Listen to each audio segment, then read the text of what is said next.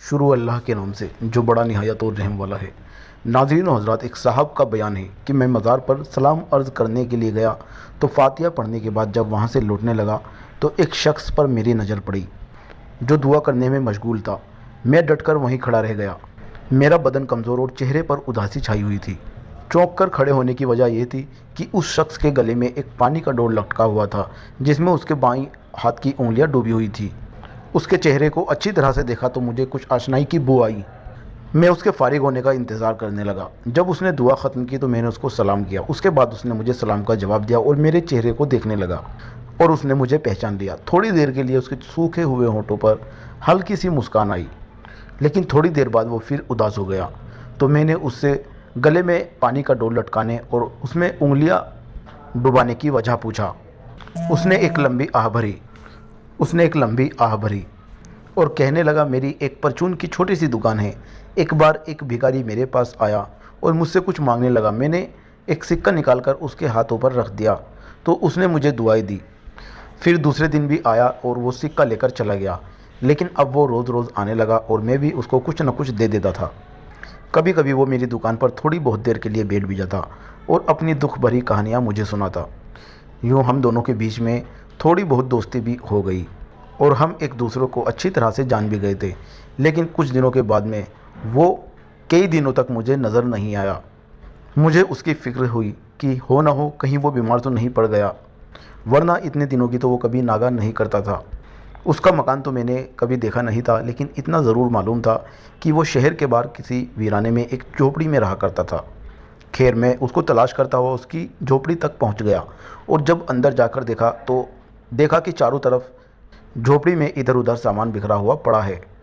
एक तरफ टूटे फूटे बर्तन रखे हुए हैं और चारों तरफ उसकी दीवारें गरीबी की कहानी सुना रही थी और मोहताज दिखाई दे रही थी। एक तरफ वो टूटी हुई चारपाई पर लेटा हुआ कराह रहा था। वो सख्त बीमार था और ऐसा लग रहा था कि वो अब बच ना सकेगा। मैं सलाम करने के बाद उसकी चारपाई के पास खड़ा हो गया। उसने आंखें खोली और मेरी तरफ देखते हुए उसकी आंखों में हल्की सी चमक आई और अपने पास बैठने का इशारा किया। उसने बहुत मुश्किल से अपने हल्के से लब खोले और बोलने का इशारा किया और हल्की सी आवाज़ में बोला, भाई मुझे माफ़ कर दो, मैंने तुमसे बहुत धोखा किया है। तो मैंने उससे पूछा कि क्या? उसने बोला कि मैंने तुझे अपने दुख दर्द की बहुत सारी कहानियाँ सुनाई है, लेकिन हकीकत तो यह है वो सब की सब मनगढ़ंत थी और हकीकत से उनका कोई मतलब ना था। मैं ऐसी कहानियाँ सुनाकर लोगों की अक़लियत में बना रहता था और भीख मांगता रहता था। अब क्योंकि मेरे बचने की कोई उम्मीद नज़र नहीं आती, इसलिए तुम्हारे सामने हकीकत खोल रहा हूँ और अपने किए हुए कामों की माफ़ी मांग रहा हूँ। मैं एक मिडिल क्लास इंसान था। मेरी शादी भी हुई, शादी के बाद बच्चे भी हुए, लेकिन मुझे भीख मांगने का एक शौक़ था। मेरी बीवी मुझे मना करती थी। धीरे धीरे बच्चे जवान हो गए तो बच्चों ने भी मुझे ये भीख मांगने के काम को मना किया। मैंने बच्चों को अच्छी तालीम भी दिलाई और पढ़ने लिखने के बाद उनकी नौकरी भी लग गई और वो अब मुझसे कहते थे कि आप भीख मांगना छोड़ दीजिए, लेकिन मैं अपनी आदतों से मजबूर था। मुझे दौलत से बहुत प्यार था और बगैर मेहनत के आती हुई दौलत को मैं छोड़ना नहीं चाहता था। आखिरकार हमारी नाराज़गी बढ़ती चली गई और मैंने बीवी बच्चों को अलविदा कहकर इस वीराने में एक झोपड़ी बांध ली। इतना कहने के बाद उसने झोपड़ी के एक कोने में जो चीथड़े रखे हुए थे वहाँ से उन चीथड़ों को हटाने के लिए कहा और कहने लगे, इन चीथड़ों को हटाए, इसके नीचे तुम्हें नोटों से भरी हुई 4 बोरियां नज़र आएगी, उनमें से एक बोरी का मुंह खोल लीजिए। तो मैंने ऐसा ही किया। मैंने एक बोरी का जो मुंह खोला तो मेरी आंखें फटी की फटी रह गई। उस बोरी का मुंह खोलने पर मैंने देखा कि नोटों की गड्डियाँ नज़र आ रही थी। मैं उस भिखारी की इन बोरियों को देखकर बड़ा हैरान था। अब वो भिखारी मुझसे कहने लगा कि मेरे भाई, ये चारों बोरियां इसी तरह भरी हुई है। मेरे भाई, मैंने तुम्हारे सामने अपने सारे राज खोल दिए हैं। अब तुम्हें मेरी इस वसीयत का कुछ करना होगा। अब मेरी वसीयत पर तुम्हें कुछ अमल करना होगा, करोगे ना? मैंने हामी भर ली। तो वो कहने लगा, देखो, मैंने इस दौलत से बड़ा प्यार किया है, इसकी खातिर मैंने अपना भरा घर उजाड़ा, ना कभी कुछ अच्छा खाया ना कभी कुछ अच्छा पहना, बस इसको देख देख कर खुश होता रहा। फिर थोड़ा रुक गया और कहने लगा, ज़रा नोटों की कुछ चंद गड्डियाँ तो उठाकर लाना, इन्हें थोड़ा प्यार तो कर लूँ। फिर मैंने नोटों की चंद गड्डियाँ उठाकर उसके ऊपर रख दी। उसकी आंखों में चमक सी आ गई और बड़ा खुश हुआ और एक एक गड्ढे को नोटों की उठाकर उनको चूमने लगा। हर एक गड्ढे को चूमता और आंखों से लगा लेता और कहता रहता कि मेरी वसीयत बड़ी ख़ास वसीयत है, इसको तुम्हें पूरा करना ही पड़ेगा। और वो ये है कि मेरी ज़िंदगी भर की मेरी पूरी पूंजी यानी ये चारों नोटों की बोरियाँ मेरी साथ तुम्हें मेरी कब्र में दफनानी होगी। मैंने वादा कर लिया और वो नोटों को चूम रहा था। अचानक उसके हलक से एक ख़ास चीख निकली और वो हवा में थोड़ी देर बाद गुम हो गई।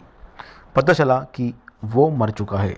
उसके बाद मैंने एक कब्र खोदने वाले से उसकी कब्र खुदवा दी और वो चारों नोटों की गड्डियाँ और उसको उसी कब्र में दफना कर दिया।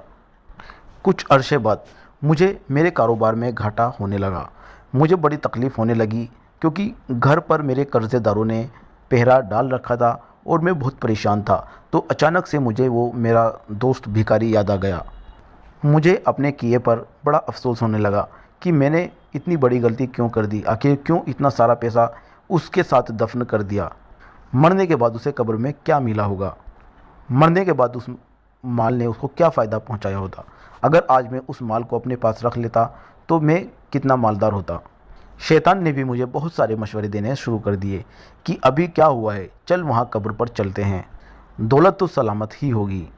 मैंने कभी किसी से भी इस राज की बात ना की थी। शैतान के इस मशवरे ने मुझे ढाढ़स बना दी और मैंने ये वादा कर लिया कि अब चाहे कुछ भी हो जाए मैं वो नोटों की बोरियां ज़रूर हासिल कर कर रहूँगा। एक रात खुदाल लेकर मैं उसकी कब्र के पास पहुंची गया और वहां जाकर मैंने देखा कि कब्रिस्तान में हर तरफ सन्नाटा छाया हुआ था। न जाने आज क्यों मेरा दिल ज़ोर ज़ोर धड़क रहा था और मैं पसीने से भीग चुका था। आखिरकार मैंने हिम्मत कर कर उसकी कब्र पर खुदाल चला ही दी। 2-3 खुदाल चलाने के बाद मेरा खौफ धीरे धीरे बदन से निकलता जा रहा था। थोड़ी देर मेहनत करने के बाद एक उसमें मैंने बड़ा सा छेद कर दिया। अब हाथ अंदर बढ़ाने की ही नौबत थी, लेकिन फिर से मेरी हिम्मत जवाब देने लगी। डर के मारे मेरा बदन थर थर काँप रहा था। तरह तरह के डरावने ख्वाब ने मुझ पर काबू कर लिया था। ज़मीर भी चिल्ला चिल्ला कर यही कह रहा था कि लौट चलो और माले हराम से अपनी हिफाजत करो।